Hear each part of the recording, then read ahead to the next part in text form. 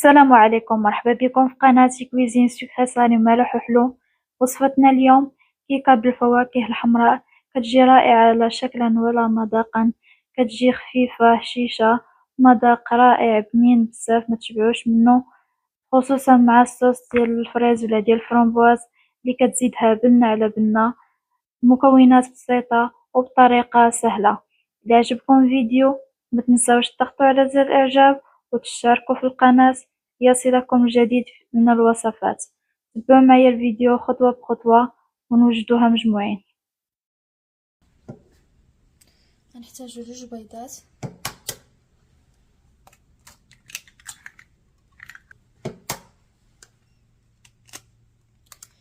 البيض من الأحسن يكون بحرارة المطبخ. نطربو البيض حتى كيدير لنا الرغوة، عاد نبدا نضيفو السكر سنيدة،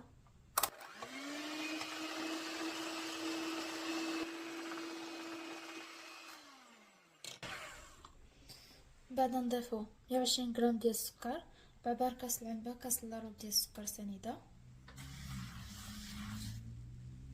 نطربو هاد الخليط حتى كيتكون لينا خليط ابيض.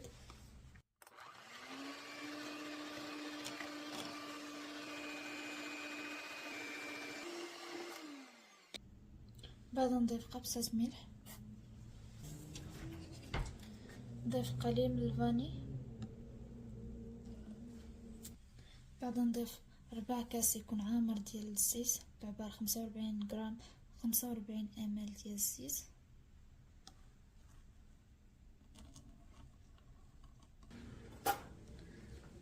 نخلط هاد المكونات،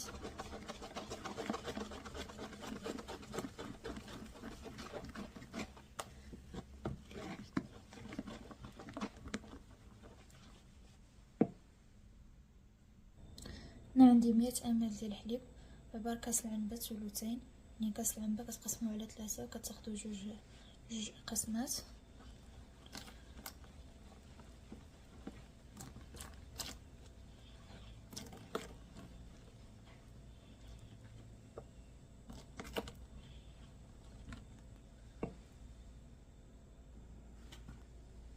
بعد نضيف دقيق، هنا عندي 160 غرام ديال الدقيق بعبار كاس العنبة، كاس ونص ديال الدقيق ابيض فرص.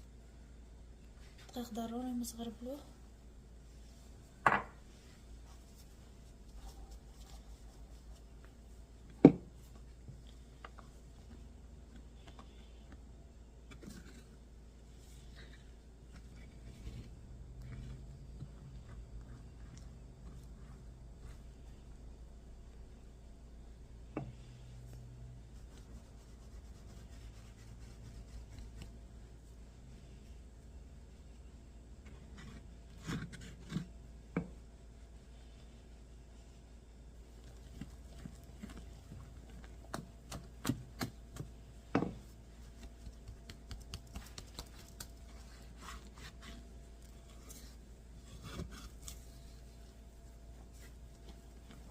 شويه بشويه.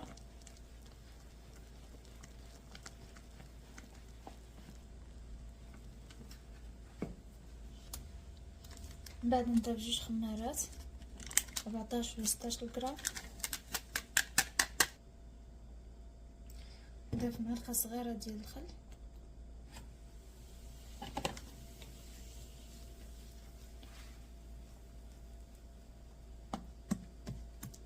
نخلطوا هاد المكونات.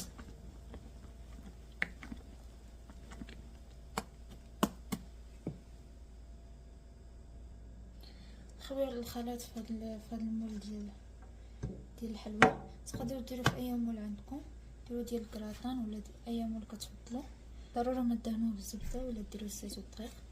كنخويو الخليط،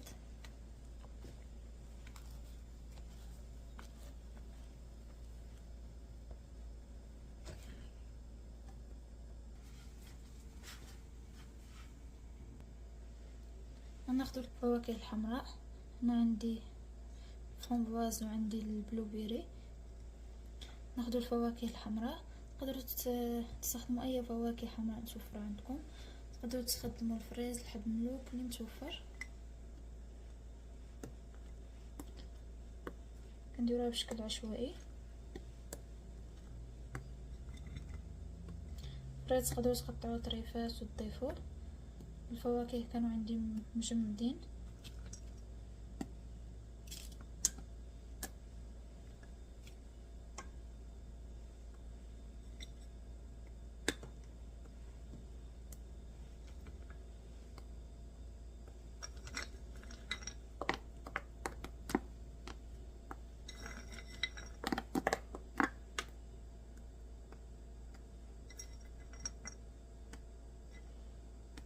من بعد كندخلوها الفران على درجة حرارة ديال 180 درجة لمدة من 25 دقيقة حتى 30 دقيقة. مكتحتاج بزاف ديال الوقت باش كطيب.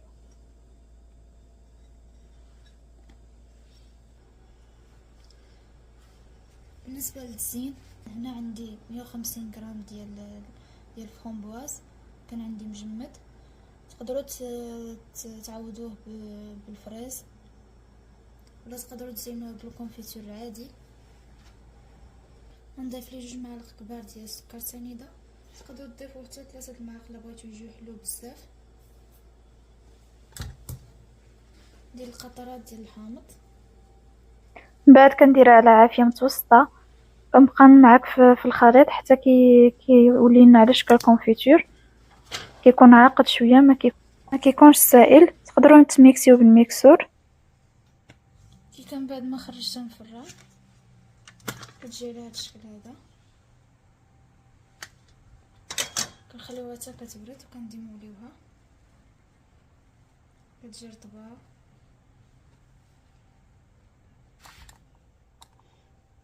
الخليط ديال الفرامبواز كيكون على هذا الشكل هذا. تقدروا تزيدوا تميكسيو بالميكسور. كنديرو على الكيكه.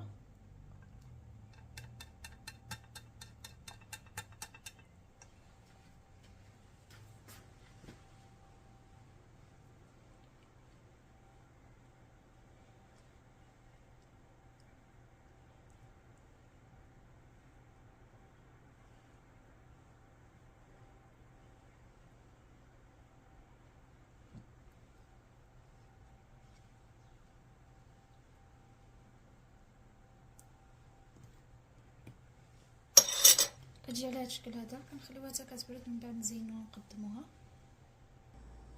لاطرت من بعد ما وجدات كتجي على هذا الشكل هذا. كنزينوها باش ما بغيتو بالفرامبواز بالفريز اللي عندكم متوفر. تقدروا تخليوها بدون تزيين، كتجي بنينه بزاف. الكيكه كتجي رائعه، بسيطه في المقادير، وكتجي بمنظر وبمذاق رائع ما تشبعوش منها. كنتمنى هاد الكيكه تكون نالت اعجابكم. جربوها وردوا عليا في التعاليق. القاكم في فيديو قادم مع وصفه جديده، وبالصحه والراحه.